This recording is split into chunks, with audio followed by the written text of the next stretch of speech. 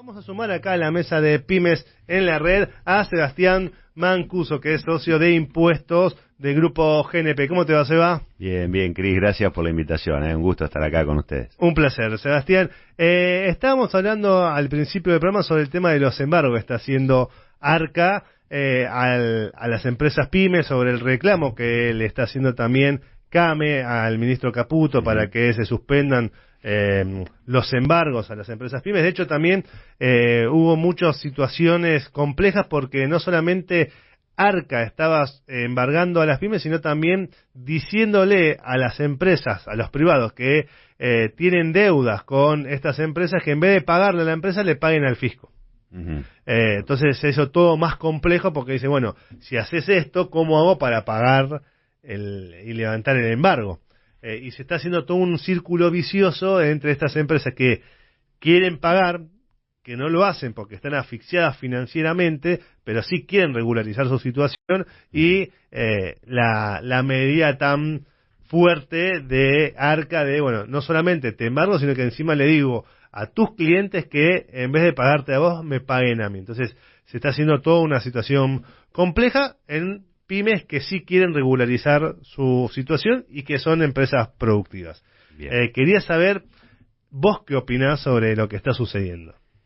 Bueno, si querés, te arranco por un tema por ahí más conceptual y general, y creo que esto está medio en el marco de una conducta de Arca, perdón, iba a decir AFIP, todavía me cuesta, pero una conducta de Arca bastante distinta a la que históricamente tenía con los contribuyentes.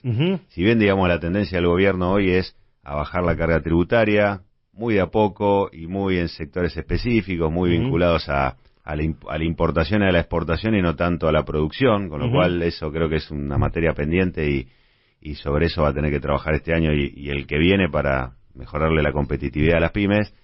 Sí tiene una conducta distinta, así como ha bajado impuestos, ha tenido una conducta mucho más fiscalizadora y digamos y con menos flexibilización respecto a aquellos contribuyentes que no pueden pagar los impuestos porque están en una situación crítica o compleja desde el punto de vista de su mercado, y eso hace que bueno, haya muchas pymes en situación de embargo. El embargo, digamos, el gran problema que tiene, obviamente, que además de no tener pago el impuesto, eso implica la retención de esos fondos en los bancos, la indisponibilidad de esos fondos para poder usarlos para pagar obligaciones e inclusive para pagar al fisco. Entonces, afecta el capital de trabajo de las pymes. Me parece que un poco la preocupación de CAME y de otras entidades tiene que ver con eso, con que hoy una pyme no tiene la liquidez suficiente para poder hacer frente a sus obligaciones con proveedores, por ejemplo,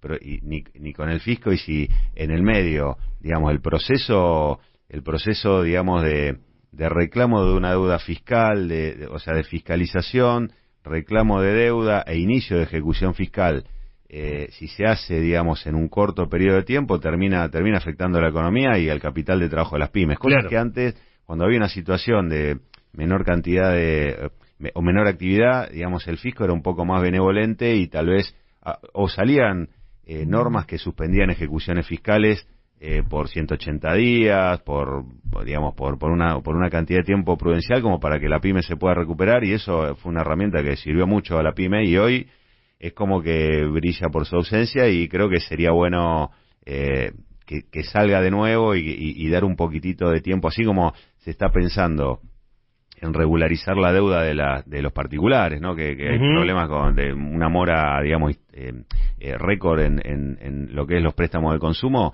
Creo que la pyme también, si hay problemas en términos de pago de impuestos, creo que hay que ir por ese camino, tratar de conciliar entre el fisco y la pyme, porque la pyme quiere pagar. El problema es que, bueno, tiene un problema, por lo menos las pymes industriales, sobre todo, problema de flujo, problema de mercado y de competitividad que tiene que ir solucionando, y de la cual no es la principal responsable, sino que también tiene que ver con que cambiaron las condiciones y estamos en el momento de transición y hay que lograr esa transición, ese cambio de modelo económico, y la pyme sola no puede. Me parece que hay que hacerlo entre todos. Sebastián, el año pasado, inclusive lo trajimos a esta mesa, hubo una modificación al procedimiento judicial en materia tributaria, por cuanto la ARCA, ¿no? En lugar de trabarte directamente un embargo, dio la posibilidad de que los contribuyentes pudieran someterse, como cualquier juicio ejecutivo, a la posibilidad a la posibilidad de oponer previamente excepciones, ¿no es cierto? Porque esto pareciera ser una sutileza, pero que de alguna manera fue una resolución que mejoraba la situación de las empresas, por cuanto el embargo no era automático, sino que le da la posibilidad al empresario de oponer las excepciones o la posibilidad de defenderse previamente.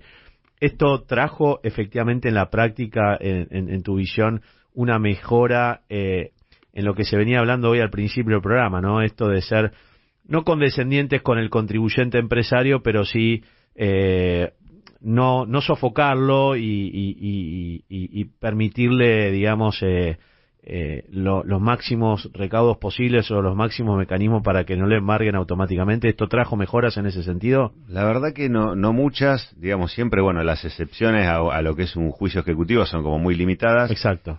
Y el tema, y digamos, respecto a los embargos, la verdad que no hubo demasiados avances, en la práctica, la verdad que no estuvo funcionando demasiado bien. Sí, lo que cambió y estuvo bueno es que muchas veces el embargo se hacía sobre muchas cuentas bancarias. Entonces tenía un embargo de 1 millón de pesos y me embargaban 5 millones de pesos porque me embargaban 1 millón de pesos en cada cuenta bancaria. Era una locura total. Y durante mucho tiempo la pyme tuvo que convivir con ese delirio, con esa irracionalidad, y por suerte eso ya no existe más. Entonces eso, digamos, por lo menos permitió que el embargo sea por el monto total de la deuda, digamos, o por un monto cercano a la deuda, pero no multiplicado por varias veces. Pero bueno, creo que igual es un proceso, la ejecución fiscal en sí misma, todo aquella pyme que nos esté escuchando y haya pasado por un proceso de ejecución fiscal, las herramientas de defensa son muy pocas, porque ahí el fisco dice, bueno, no me pagaste, si querés defendete, decime cuál es la excepción al pago que podés oponer, digamos, y la única que es, bueno, o no me corresponde pagarlo o ya te pagué. Entonces muchas veces pasa que no, bueno, simplemente la pyme no pagó porque no pudo, y el no pude pagarte ahora pero me gustaría pagarte después, eso como que no está contemplado, con lo cual el proceso judicial, digamos, sigue. Entonces como en general la mayoría de los casos están vinculadas al no pude pagarte, te quiero pagar pero no puedo, la herramienta más idónea me parece que es la suspensión de las ejecuciones por un tiempo prudencial, y porque están dadas las circunstancias como para hacerlo, digamos, por el bien digamos, de la economía, por el bien de la pyme y de todo lo que representa la pyme en el sector económico de Argentina. Porque aparte, si te embargan, no es que el Estado pasa de tu cuenta bancaria, o sea, de la cuenta bancaria de la empresa al Estado, a las arcas del Estado, sino que queda congelado ahí y no beneficia a nadie. Exacto, sí. ¿No? Sí, lo que sí permitieron, o sea, en línea con lo que decís, Cris, es que hoy por hoy hay como un procedimiento donde si hay fondos embargados puede usar esos mismos fondos para pagar, cosa que antes tampoco se podía, que era otro problema más. Claro, tenías que igual, tener 2 veces la plata. Claro, tal cual, tenías que poner 2 veces, exacto. O sea, lo que estaba explicando Sebastián es, por ejemplo, la empresa tiene en su cuenta bancaria 1 millón de pesos y le debía al Estado 500.000 pesos, lo embarga por 500.000 pesos, su cuenta bancaria queda con 500.000 pesos a favor y 500.000 pesos retenidos. Y el estudio contable de la empresa le podía decir a Arca, bueno, tomame estos 500.000 pesos que me embargaste como forma de pago, tomátelo, imputalo y levantame el embargo. Y eso hoy sucede así, claro, ¿no? Hoy se puede. Claro, antes no se podía. Ahora, ¿qué pasa cuando ese contribuyente tiene 1 millón de pesos en el banco, pero le debe 1.500.000 pesos a Arca? Bueno, se queda con la cuenta en cero y toda la plata que entre hasta completar esos 1.500.000 pesos queda retenida en el banco. Claro, ¿te acuerdas? ¿Verdad? Entonces lo que me dicen muchos empresarios pymes es que, no sé, le retuvieron la plata para pagar los sueldos y termina en una cueva pidiendo prestado, por eso decimos de créditos caros, porque terminan pidiendo prestado en una cueva caro, financiándose con sus propios cheques caros, porque no puede pagar la operatoria, porque imagínate, tiene la cuenta embargada y no le puede pagar los sueldos a sus empleados. Los empleados después no van a ir a trabajar, genera todo un momento de crisis que complica el día a día de la empresa. Exacto, sí, porque en definitiva los fondos, si el embargo, si me embargan la cuenta y los fondos que están ahí no me alcanzan para pagar la deuda fiscal, la plata que sigue entrando ahí sigue digamos, bloqueándose a favor del fisco, digamos. Entonces, muchas pymes no pueden operar digamos, en el caso más extremo. He visto por ahí algunas pymes que han tenido que empezar a trabajar hasta en efectivo, porque se quedan sin cuenta bancaria y tienen que trabajar en efectivo, con todos los problemas que conlleva, operativos y riesgos fiscales, porque en definitiva también las operaciones que se hacen en efectivo, en principio, no tienen efectos fiscales para el contribuyente, ¿no? Si bien es una ley polémica, es la famosa ley antievasión del año 2000 o antes del 2000, igual genera un problema grave, y así que me parece que hay que llegar a algún acuerdo y lograr alguna suspensión y a la vez algún plan de pago que contemple, digamos, el pago de las deudas al fisco, pero de una forma razonable para que la pymes pueda seguir operando normalmente. Sebastián, ¿es una idealización pensar que en este caso el órgano de recaudación ARCA acompañe, sabiendo que las empresas pymes hoy no están pasando por su mejor momento, ¿no? Con esta salvedad que vos decías, distinguiendo entre las empresas que importan, exportan y las empresas del mercado local que son netamente productivas, digamos, es impensable, es una idealización, insisto, pensar que la AFIP o ARCA tenga mecanismos donde acompañe, sea consciente de la realidad de las empresas locales y con mecanismos que coadyuven, que colaboren que no impacte negativamente en el sistema tributario, pero tampoco implique, digamos, el knockout de las empresas, ¿no es cierto? No sé en otros países del mundo si esto es distinto. Yo creo, o sea, la verdad que la pregunta está buena porque me parece que si uno mira a otros lugares del mundo, es verdad que el fisco es bastante intransigente e inflexible, y si hay que pagar en determinado momento se paga, pero creo que la gran diferencia que tiene el mundo desarrollado, digamos, con nosotros es que primero tienen estabilidad y tienen crédito. Entonces yo entiendo que el fisco le pida a la pyme que pague, pero primero me parece que hay que tener estabilidad económica, reglas de juego claras, y no estar en este proceso de transición, y aparte tener un mercado de crédito grande que le permita a la pyme, si no puede pagar en ese momento, darse vuelta, financiarse con un banco a una tasa razonable, baja y de mercado, pero razonable, digamos, a largo plazo, y que con eso pueda hacer frente a las deudas fiscales y a todas sus obligaciones. Hoy por hoy el contribuyente no puede darse vuelta y pedir un préstamo bancario para pagar una deuda fiscal, cuando debería poder hacerlo. Y de hecho el propio fisco, cuando subió las tasas de interés resarcitorio, etcétera, lo que dijo hace un año y pico, lo dijo, digamos, implícitamente con todas estas medidas, dijo, bueno, a partir de ahora no se financian más con el fisco, basta. Hasta el 2023, que las tasas de interés del fisco eran negativas, porque tenía la inflación por encima de la tasa. Entonces, obviamente todo el mundo se financiaba con el fisco, y a partir de ese momento el fisco dijo, bueno, ahora no se financian más conmigo, pero si no se financian más con el fisco, se tienen que poder financiar con el mercado. Y el mercado hoy, digamos, recién se está recomponiendo de a poquito, y es un tema que para charlar largo y tendido, ¿no? Es complejo porque el mercado financiero hoy está contraído también por el tema de la mora de las familias, por el tema de los cheques rechazados también. Entonces el sistema financiero está reacio a prestar dinero. Entonces el empresario pyme no tiene de dónde agarrarse, o le pide prestado a un amigo, o va a una cueva y recurre a créditos caros. Entonces está en una encrucijada. Por eso cuando hablamos, porque también en un momento decimos, bueno, en un momento el Estado tiene que ser eficiente a la hora de recaudar, porque nunca fue eficiente a la hora de recaudar, o muy pocas veces vimos ser eficiente a la hora de recaudar. Ahora, una cosa es ser eficiente, y por otro lado es estar dentro del ranking, dentro del top 3 del ranking de mayor presión tributaria a nivel mundial. Entonces, ¿cuál es el límite? porque también es, bueno, yo quiero ser eficiente como Estado para recaudar. Te embargo, te persigo para recaudar y después también termino complicando la economía real, porque esa empresa que después no va a poder pagar, no sé, un SICORE, no va a poder pagar un IVA, no va a pagar un adelanto de ganancias. Estoy tirando cosas que encima ni siquiera pueden entrar en moratoria, porque ni el SICORE ni el anticipo de ganancias entran en moratoria. Tal cual, lo tienen que pagar todo taca.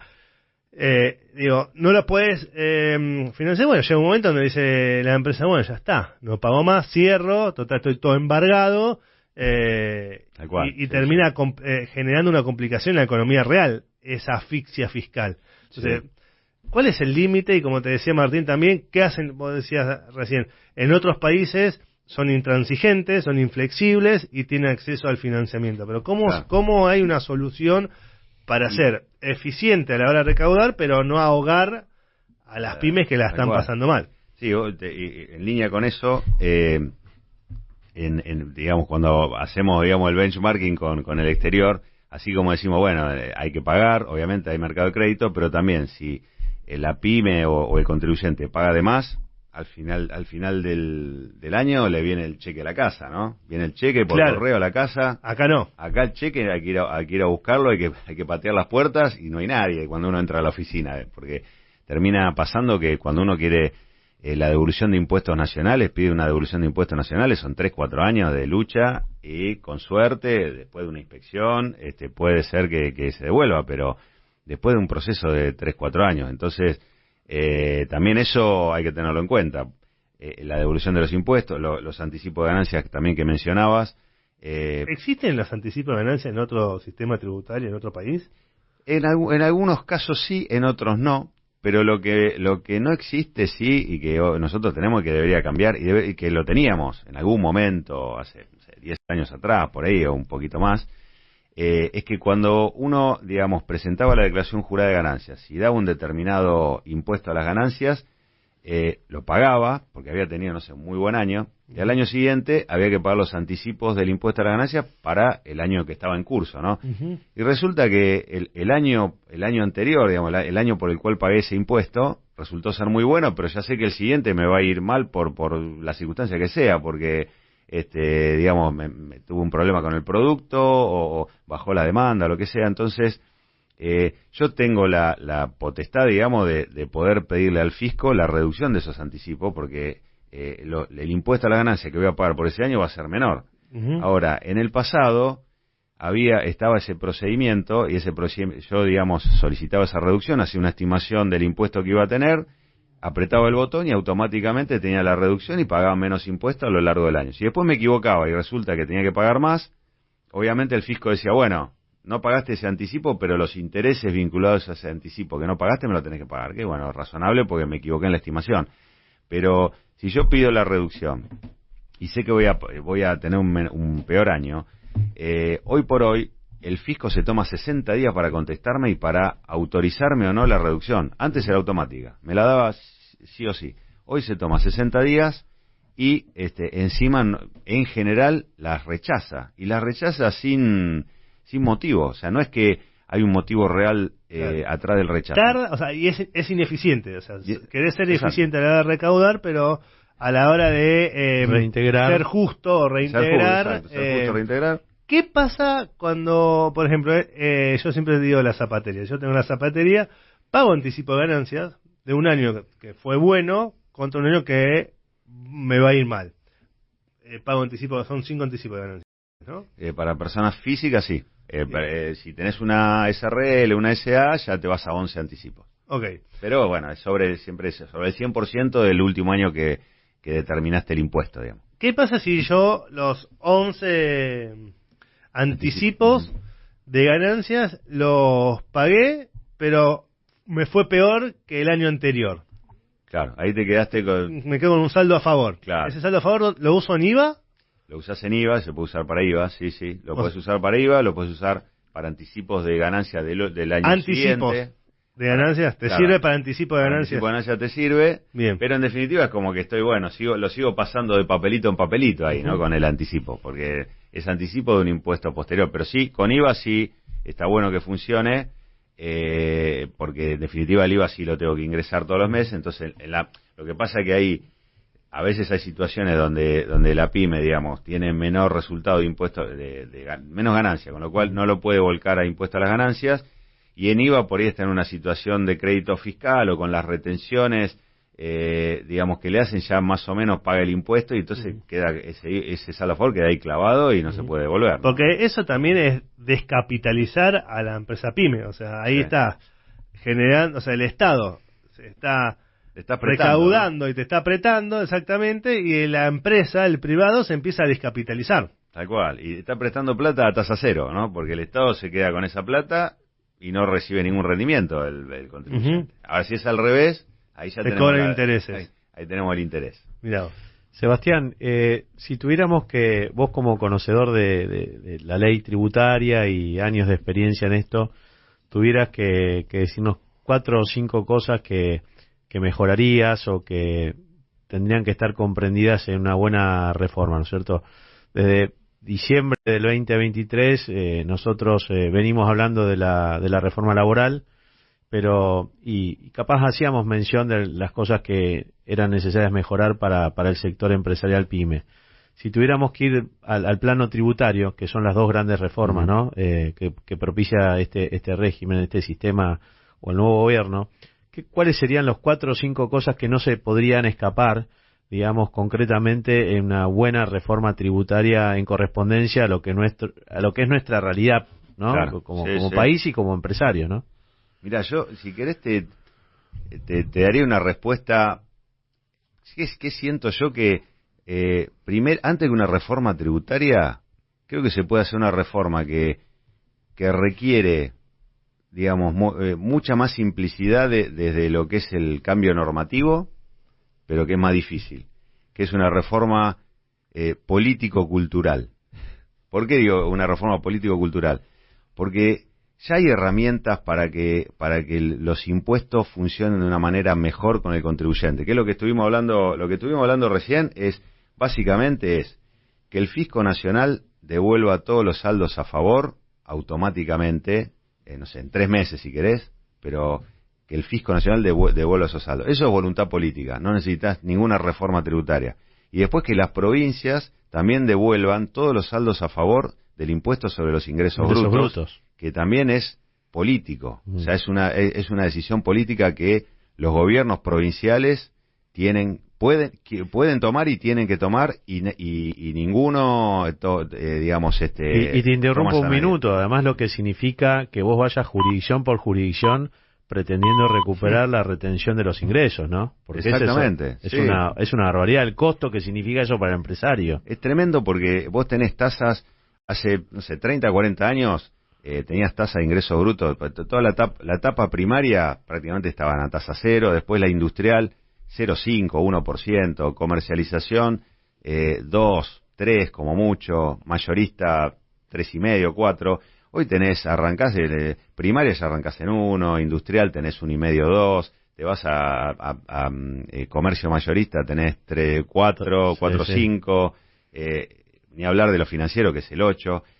Y uno dice, bueno, la pyme tiene ese costo de ingreso bruto, y en realidad tiene un costo más alto, porque cuando uno va y mira la declaración jurada de ingresos brutos de cualquier pyme que actúa en varias jurisdicciones. El CM03. Claro, el CM03 de cada jurisdicción, donde está cada uno de esos impuestos a los ingresos brutos de cada provincia. Ahí se da cuenta que, si bien tributa, por ejemplo, por poner un número, el 4% en alguna jurisdicción, cuando mira cómo paga el impuesto esa pyme, dice, no sé, impuesto determinado 1.000 pesos, prácticamente nunca tiene que poner plata con el pago de esa declaración jurada, porque ya se lo retuvieron, y en realidad en vez de tener los 1.000 tiene 3.000, entonces con lo cual tiene 2.000 de saldo a favor. Entonces no está pagando una tasa del 4, está pagando una tasa del 7. O sea, si uno mira, si se sincera, y la tasa efectiva de ingresos brutos es más alta inclusive de la tasa que está en la ley impositiva de cada provincia. Entonces, para mí, si realmente, o sea, por ahí la política, digamos, se llena un poco la boca hablando de la reforma tributaria, que me parece válida, porque después está la segunda etapa, si querés, pero la primera etapa para mí era cultural y política, dejar de eufemismo, de hablar de eufemismos y sincerarse y decir, muchachos, ahora yo les voy a solicitar que paguen los impuestos en tiempo y forma cuando corresponde, pero yo les voy a devolver el dinero que están pagando de más también en tiempo y forma. Eso para mí sería revolucionario en Argentina. Por lo menos justo. Por lo menos justo, exacto. Y realmente bajaría la carga tributaria de las pymes muchísimo sin necesidad de reforma tributaria. Después discutamos la reforma tributaria, pero lo primero es por ahí sentar a funcionarios. Es más simple porque es ejecutivo. Es ejecutivo, exacto, es decisión política. No hay que modificar ninguna ley, no hay que ir al Congreso, no hay que hacer nada. A lo sumo, algunas resoluciones que son las resoluciones, en definitiva las emiten organismos que están directamente, digamos, dentro del espectro de lo que es el poder ejecutivo de cada gobierno provincial y nacional. Entonces, ahí no es un tema de decisión política, nada más. Absolutamente. Hoy, las reglas de juego cambian muy rápido. En Grupo GNP estamos preparados para estos cambios. Innovamos. Grupo GNP, expertos en servicios integrales de impuestos. Desarrollamos estrategias fiscales para potenciar los resultados empresariales y cuidar los patrimonios individuales. Reconocidos y premiados a nivel internacional por nuestra trayectoria y experiencia. Grupo GNP, tus aliados estratégicos.